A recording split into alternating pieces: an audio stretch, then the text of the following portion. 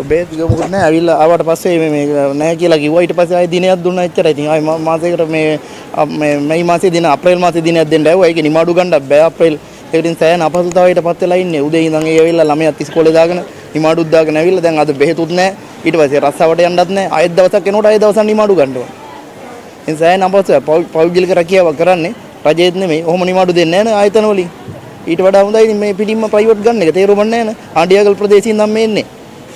වැඩක් නැහැ ඉතින් මේ තත්ත්වේ. දැන් මේව දවස් දෙකක් වුණා. ওই වගේ ස්ට්‍රයික් කොහොම ඇවිල්ලා. හරියට බේට් ටිකක් නැහැ. රෝගිනුත් දැඩි අපහසුතාවයේ මේගොල්ලෝ හැමදාම ස්ට්‍රයික් තමයි ඉතින්. පඩි නම් ගන්නවා එච්චරයි. ස්ට්‍රයික් කියලා නම් ඉතින් ওই ආරංචිය තියෙනවා අපි මොකක්වත් ඉතින් මේ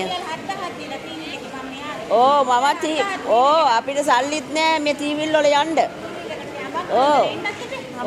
පුදුම දුකක් විඳින්නේ.